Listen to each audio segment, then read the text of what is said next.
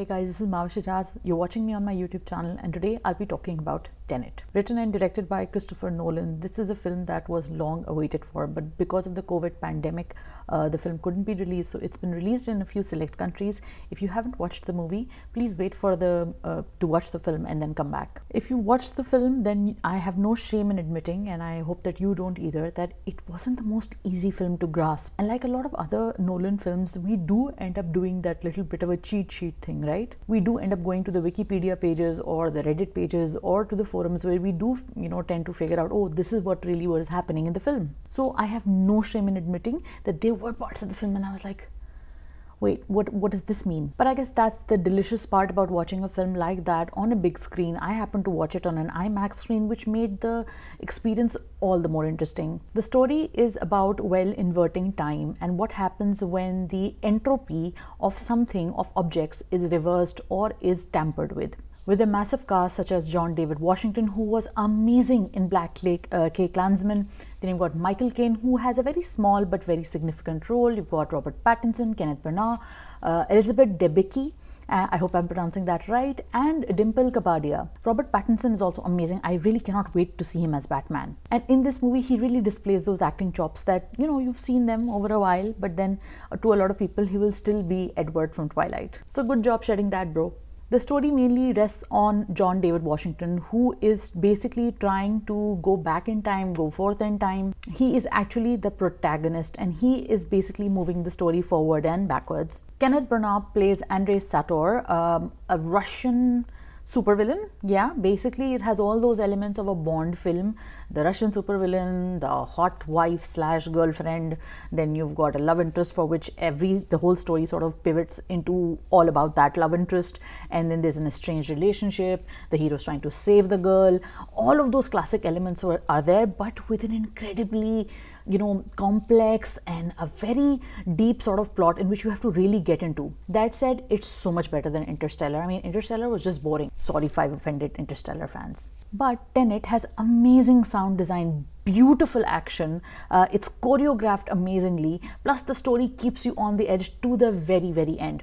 And even though, and that's saying something, even though you probably may not understand so many parts of it, there's so many quantum mechanics, there's physics, there's philosophy, despite all of that, it will still keep you gripped because of the amazing scale of action that Tenet has involved. I don't want to give away the plot, because if I give away the plot, I'm actually spoiling the film for you. But if you've already seen the film, then I guess we can talk about it, right? So it starts with the protagonist and Neil, that is played by Robert Pattinson, who are joining together, and both of them have this level of distrust, and it's constantly played out, but it doesn't get exhausting. What does get exhausting is the cliched idea that the protagonist sort of changes his motivations and changes what he wants to do with his, with his path, because he wants to save the girl. And the girl's motivation is also very bleak. Yeah, I mean, your husband is a psycho villain. That should be enough of a reason for you to not want to be with him. But then she has these all twisted reasons that, oh, because he made me feel this way, that's why I decided to not be with him. You don't need that. But these are just the frills and the small problems in Tenet. The massive scale at which Tenet has been made, it's about $200 to $225 million film. My God, I can't even count how many zeros that has. So what Tenet basically does it takes you through a journey.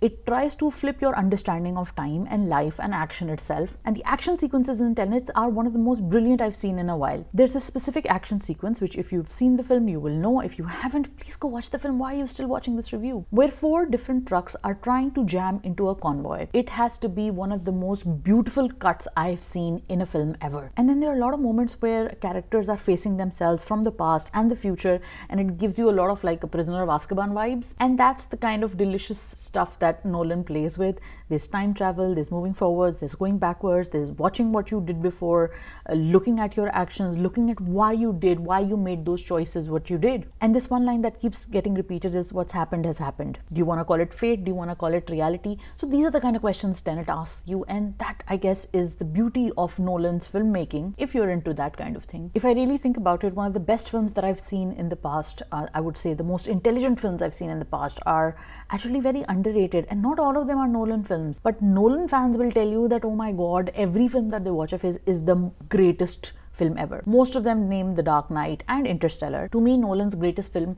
is Batman Begins. Why? Because he's done so much with a simple plot. And this is where Tenet also is at its best, when it's taking a simple concept, making it big and displaying it and delivering it beautifully. When it gets too complicated, when the dialogues get all complicated, and when everything is being delivered in dialogue, it takes some time to understand it really. And that's where Wikipedia comes in. Nevertheless, Tenet is a film you have to see on the big screen, not once, maybe twice, thrice. Sit, discuss it with your friends. That's the beauty of a film like this.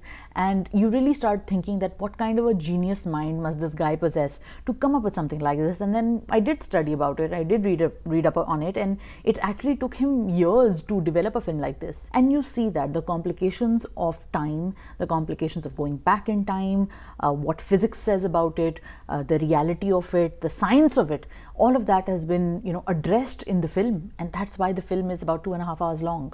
The beauty shots, the actions, all of that are so reminiscent of Bond and sometimes even Bourne Identity, but at the same time, you have something that is characteristically Nolan, and those are those complicated dialogues, the play on the action, reversal. It's like being stuck in one giant boomerang. But what a boomerang. Let me know what you guys think of the film if you watched it. If you have not watched it, once again, I've spoiled the film for you. Why did you watch this? I told you guys not to watch this review if you haven't seen the film. Anyway, thank you so much for watching. Stay tuned, like, comment, share, subscribe. If you are into movies, if you're into Pakistani TV shows, if you're into Bollywood films, let me know. Like, comment, share, subscribe, like I said, and hit the bell icon. Thank you so much. Bye.